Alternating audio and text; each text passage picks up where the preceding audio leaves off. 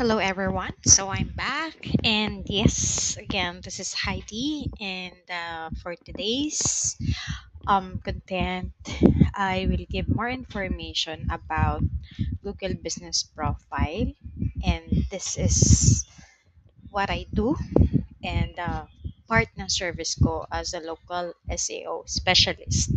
So ano nga ba ang Google Business Profile? So ang Google Business Profile ay isang libreng tool na nagbibigay para makita ang iyong negosyo sa Google Search at Google Maps. So, let me show you this Google Business Profile. Okay? So, ang isang Google Business Profile, dito makikita ang iyong business name, location, contact details, review, at services. And this is the right URL or link para sa Google Business Profile. So that's business.google.com and /en dash all/business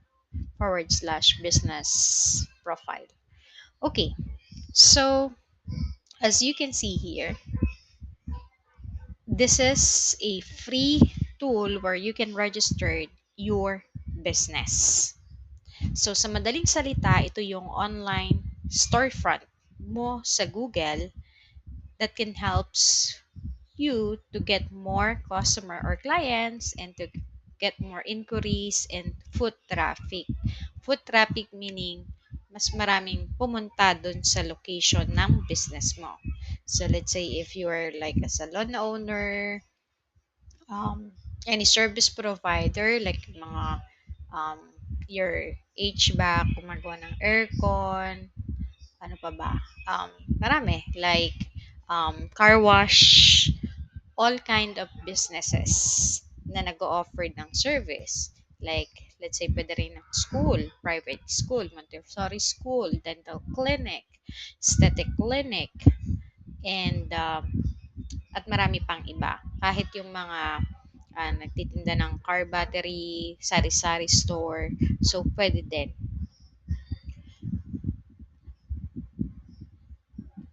And let me show you this one. So let's say ito yung Google, okay?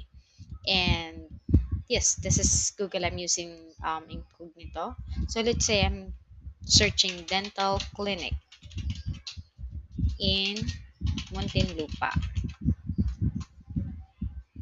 Okay, so ito yung sinasabi ko. This is how important is your listing or yung Google Business Profile. So, ito yon. So, makita nyo dito yung mga listed businesses. So, ito yung sinasabi kong Google Business Profile. So, ito yung storefront mo sa Google search result and to the Google Maps. So, if your business is properly listed, verified, and well optimized, that is the higher chance to get more clients or customer going to your business.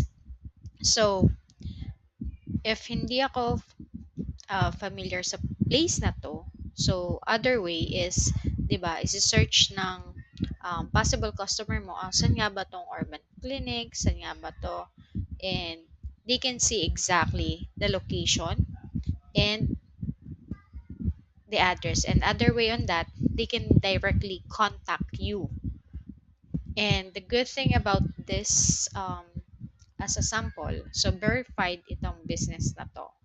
So meaning this is properly um, listed on the Google Business Profile.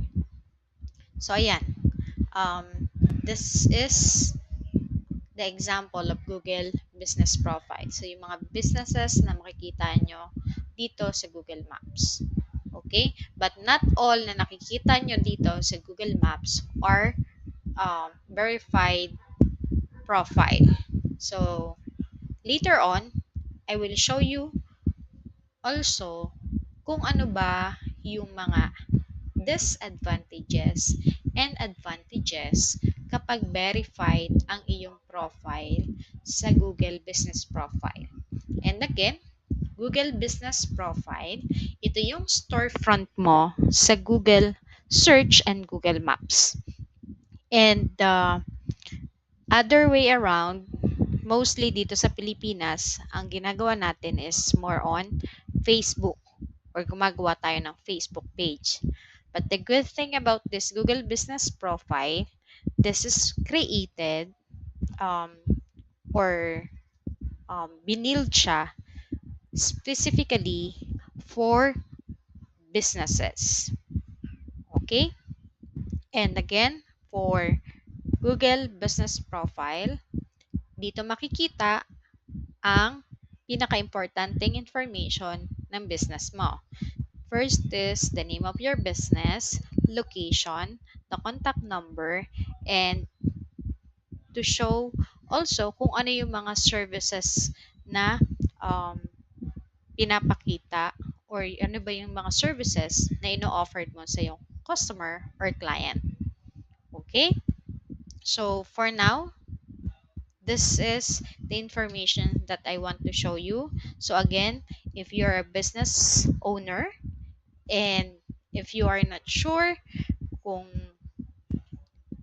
nakikita ba sa Google or hindi ka masyadong familiar sa Google Business Profile, what you need to do is search mismo yung business mo sa Google search result. Let's say school or school in Muntinlupa. Okay? So, ayan. Makikita mo yung mga schools dito. So, more places. Ayan. See? Or let's say you're the owner of car wash. Car wash. Near me. Okay? So, pag nilagay mo yung near me and naka-on yung location mo, yung Google is magbibigay ng um, result nearby kung saan ka nandun or kapag may nilagay ka rin specific location. Okay? And later on, I will also give you more information bakit may mga nakalagay na sponsored, ganon. Okay? So, that's all for today. Again, this is Google Business Profile. It's free. As you can see, free po ito. And easy to manage your profile on the Google Search and Maps. And again, the good thing about it is you can personalize your storefront of your business on the Google Maps. So that's all for today. And again, I will give you more information to my sa next content na gagawin ko. Thank you and please follow, subscribe, and share. And if you have question, just message me now.